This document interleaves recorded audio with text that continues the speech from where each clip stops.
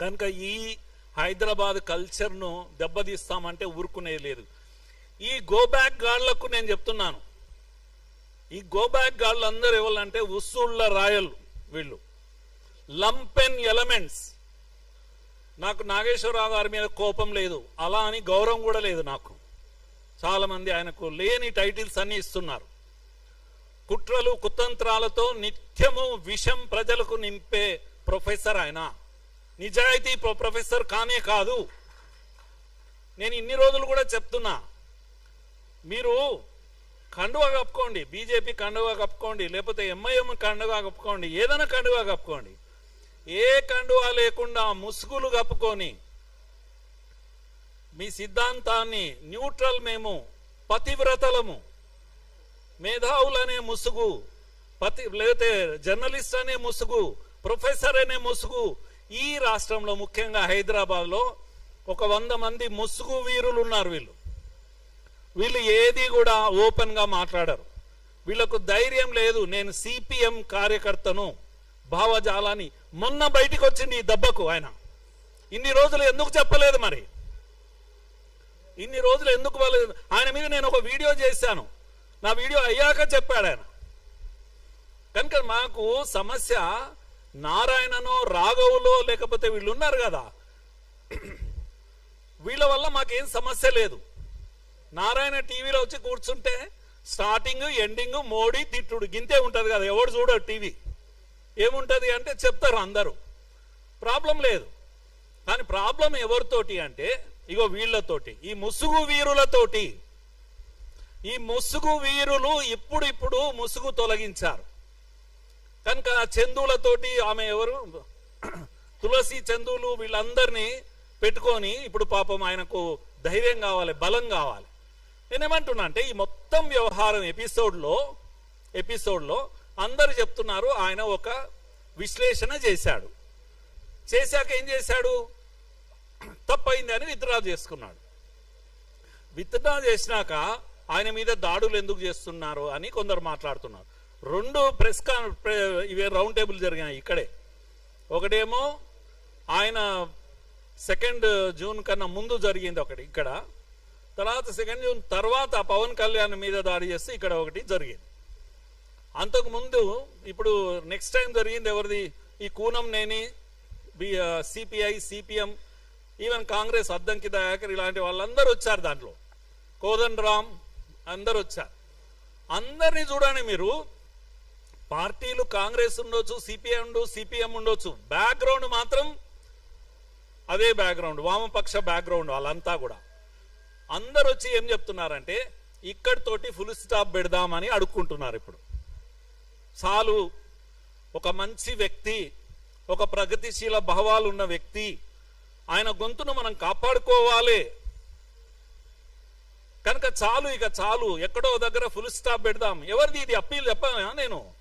ఎవరిది? కూనంనేనిది ఈ అప్పీల్, కోదండరామ్ది ఈ అప్పీల్. ఎందుకు దాడి చేస్తున్నారు ఆయన మీద? ఎవరు దాడి చేశారు? ఎవరు దాడి చేశారు? మీరు విత్డ్రా చేసుకున్న తర్వాత, నేను అడుగుతున్నాను నేరుగా, విత్డ్రా చేసుకున్న తర్వాత వాళ్ళు ఎవరు? ఈ యొక్క లంపెన్ ఎలిమెంట్స్, ఇంతకుముందు చెప్పాను కదా, వీధి మీద పడి వసూళ్లు చేసుకునేటువంటి గోబ్యాక్ గాళ్ళు కొంతమంది రౌండ్ టేబుల్ పెడితే మీరు వెళ్ళి అక్కడ కూర్చుంటారా? వాడి పిచ్చి అరుపులను, డర్టీ వర్డ్స్ను, లాంగ్వేజ్ను, అందులో ముసలాయన కూడా ఉన్నాడు, వయసు మరిచిపోయి మాట్లాడిన ఆ భాషను, అవన్నిటిని మీరు ఎండార్స్ చేశారు. అయ్యో తప్పు, నేను విత్డ్రా చేసుకున్నా కదా, ఎందుకు అలా మాట్లాడుతున్నారు అన్నాడు ఆయన? లేదు, అనలేదే. కనుక ఇది ఇక్కడితో ఆగదు అని అంటున్నాను నేను. ఇక్కడితో ఆగేది కాదు. కనుక మన ఫైట్ ఎవరి మీదనంటే ఈ యొక్క పొలిటికల్ పార్టీస్ పైన కాదు, ఇది ఒక ఐడియాలజికల్ ఫైట్, ఇది సిద్ధాంతపరమైన పోరాటం. ఇది మనము బలమైన తెలంగాణ వాదులము, మనము బూటకపు తెలంగాణ వాదులు వచ్చి ఈరోజు తెలంగాణ వాదిని నెత్తికెత్తుకొని దీనికి రాజకీయ రంగు రూస్తా ఉన్నారు. తెలంగాణ అనే భావన ఏదైతే ఉందో అది పవిత్రమైనది. ఎవడంటే వాడు వచ్చి అడ్డంగా వాడుకుంటామంటే చూస్తూ ఊరుకునేది లేదు.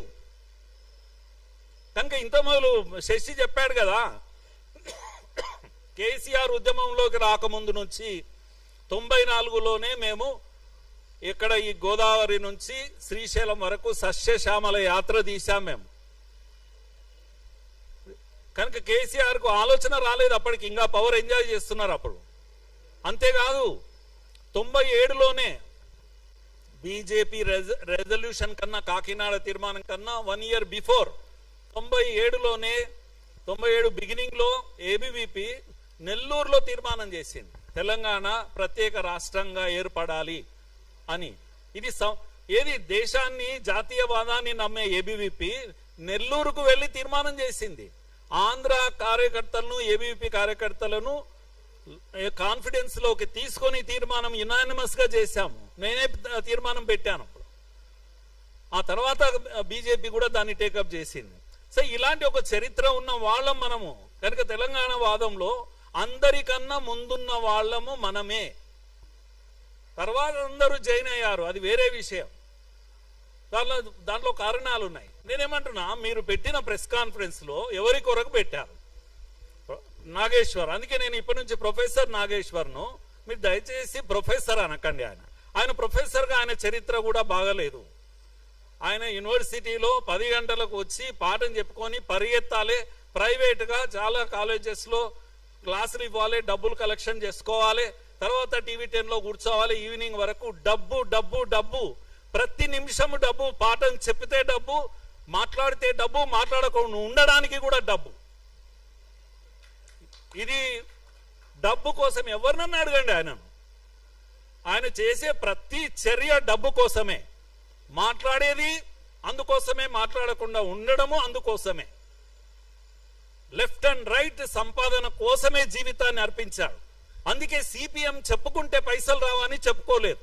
ఎందుకంటే సిపిఎం సిపిఐకు మార్కెట్లో వాల్యూ లేదు, దానికి మార్కెటింగ్ లేదు, అందుకని చెప్పుకోలేదు. ఇప్పుడు పరువు కాపాడుకోవడానికి కండువా వేసుకోనికి రెడీ అయ్యాడు. ఎందుకంటే వైసీపీ కండువా కప్పుతున్నారు, లేకపోతే అది చెప్తే ఉన్న ఇజ్జత్ పోయేటట్టుంది. సో ఇవన్నీ నిజాలు, ఇవన్నీ నిజాలు. కాదని చెప్పమను. కనుక మీరు పేటీఎం గీటీఎం అంటే నాకు చాలా బాధ అనిపిస్తుంది.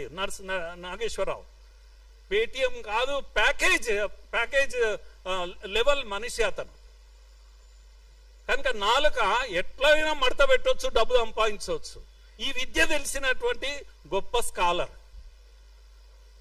అందుకే ఆయనను అంతగా గౌరవించాల్సిన పని కాదు.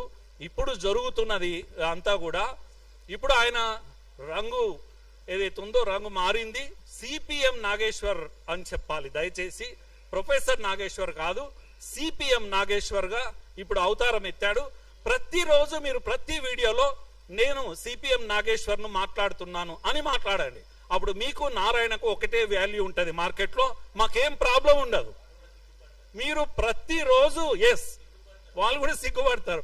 మీరు ప్రతిరోజు మోడీని తిట్టండి దయచేసి, కానీ మీ పేరు సిపిఎం నారాయణ అని చెప్పండి, సిపిఎం నాగేశ్వర్ అని చెప్పండి, మాకేమీ ఇబ్బంది లేదు.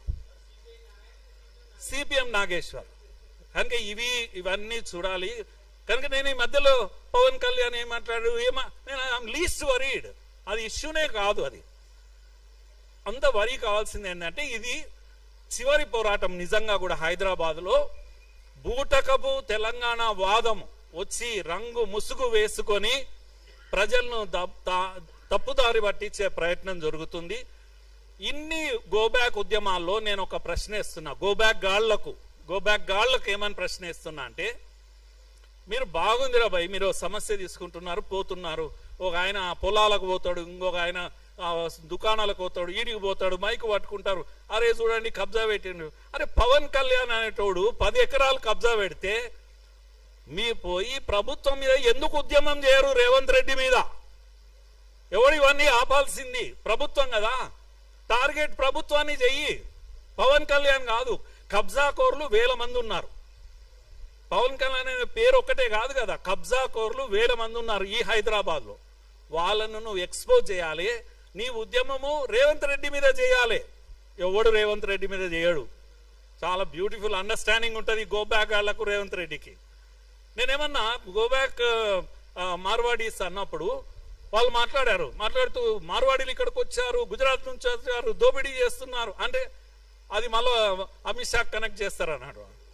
అయితే గోకుల్ చాట్లో వాడు చెప్పే సమస్యలు ఎట్లుంటాయంటే అది క్యూఆర్ కోడ్ పెట్టాడు, వాడు దోపిడీ చేస్తున్నాడు. అరే ఇవన్నీ నేను చెప్తావు, లేకపోతే వీళ్ళ గోల్డ్ స్మిత్ను వాళ్ళు గోల్డ్ తెచ్చుకున్నారు ఆ ఊర్లో యాదగిరి గుట్టలో, ఇవన్నీ చెప్తున్నాడు. మర్డర్ కూడా అయింది బిజినపల్లిలో, నిజంగా కూడా ఒక గోల్డ్ స్మిత్ మర్డర్ అయింది కదా. ఈడనేమో వీడు ఇది పెడతలేడు కదా, ఆడనేమో 10 కోట్లు 20 కోట్లు యాదగిరి గుట్టలో ఎత్తుకపోయిండు. వాడు ఇన్ని జరుగుతుంటే వాడు ముఖ్యమంత్రి అనేటోడు ఉన్నాడా ఈ రాష్ట్రానికి? హోమ్ మినిస్టర్ అనేటోడు ఉన్నాడా? ఆయనను ఎందుకు అడిగారు మీరు? ఎవరిని అడుగుతున్నారు మీరు? నేను డిబేట్లో అడిగాను నేను.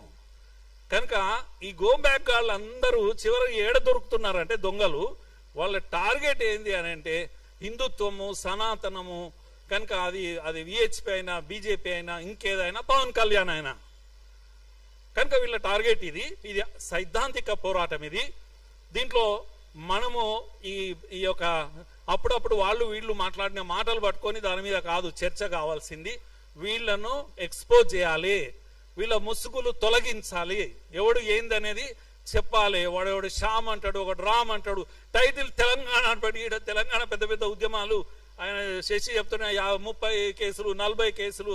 మా వాళ్ళు చాలా మంది ఉస్మానియాకి రాండి చెప్తాను, 70 కేసులు 80 కేసులు ఉన్న వాళ్ళు ఉన్నారు ఇప్పటికి కూడా. వాళ్ళంతా ఎక్కడ పోయిండు? శ్యామ్ గాడు, రామ్ గాడు, తోకగాడు తెలంగాణ అనే టైటిల్ పెట్టుకొని వచ్చి ఈ నాటకాలన్నీ ఏమాడుతున్నారు మీరు ఈ తెర మీద. అయ్యో ఈయన మైక్ పట్టుకొని పోతాడు, ఈడ కబ్జా చేస్తాడు. అడుగు రేవంత్ రెడ్డి, ఎందుకు అడుగు? అసలు కేసై ముందు కేసై మొత్తం ల్యాండ్ గుంజుకొని తెలంగాణ ప్రభుత్వం ఎందుకు ఓన్ చేసుకుంటా లేదు? పవన్ కళ్యాణ్ కబ్జా చేసిన ల్యాండ్ను పోయి ఎందుకు కబ్జా చేస్తా, ప్రభుత్వం ఎందుకు స్వాధీనం చేసుకుంటలేదు? నా ప్రశ్న అది. కనుక ఇష్యూ పవన్ కళ్యాణ్ ఎందుకు అవుతుంది? ఇష్యూ కబ్జా కోర్లది. కబ్జా కోర్లని మాట్లాడి ఇంకోటి, కబ్జా కోరు పవన్ ఒకడే ఉన్నాడా? పవన్ లోపలేయండి, ఇంకో 10 మంది పవర్లు ఉన్నారు కదా, వాళ్ళని ఎందుకు పట్టుకోరు మీరు? కనుక మీ ఇంట్రెస్ట్ వేరే ఉంది, మీ రంగు వేరే, మీ రుచి వేరే, మీ కథనే వేరే. మీరంతా కూడా లంపెన్ ఎలిమెంట్స్, వసూలుగాళ్ళు, వీధి వసూళ్లు చేస్తుంటారు చూడండి, అడ్డా వసూళ్లు. ప్రతిసారి ఒక అడ్డాను సెలెక్ట్ చేసుకుంటారు, అడ్డాను సెలెక్ట్ చేసుకొని అడ్డాలో ఉన్న వాళ్ళని భయపెడతారు. కనుక ఎవడన్నా అక్కడి నుంచి వస్తున్నాడు, ఆంధ్రోడు కబ్జా, ఈ పదమే భయపెట్టే పదం. కనుక ఆంధ్రోడు ఏం చేయాలి? లోపల వానికి పైసలు ఇవ్వాలి. అంతా కాంప్రమైజ్ అయిపోతాయి కేసులన్నీ కూడా. మళ్ళీ ఎక్కడ పోతావో తెలియదు. ఏమైంది? మార్వాడీలు అంతా వెళ్ళిపోయిన హైదరాబాద్లో అందరూ ఆనే ఉన్నారు కదా, ఒక్కని కూడా బయటికి పంపలేదు. మరి ఎందుకు మానినరు మీరు? ఉద్యమము ఎందుకు ఆపేశారు? ఎంత ముట్టిందన్నా చెప్పాలి. మేము కోర్టులో ఎన్ని కేసులు వేసినామన్నానే చెప్పాలి, లెక్క చెప్పాలి మాకు. కనుక ఈ చెరువు కబ్జాది ఇప్పుడు అయిపోదు బిడ్డ, మిమ్మల్ని నిలదీస్తాం మేము. ఏం చేసావు దాన్ని? పవన్ కళ్యాణ్ తోటి లాక్కున్నావా లేదా? లేకపోతే నిన్ను పట్టుకుంటాం. ప్రతిసారి ఇష్యూ ఎత్తడము, కలెక్షన్ చేసుకొని నోరు మూసుకుంటామంటే ఊరుకుంటామైంది? మీ రంగు బయట పెడతాం. కనుక ఇది మజాక్ కాదు. తెలంగాణ అనే పదాన్ని ఎవడంటే వాడు అడ్డంగా వాడుకోనికే. మేమున్నాం కాపలాదారులం అందరము, మేమే అసలైన తెలంగాణ వాదులం. Thank you.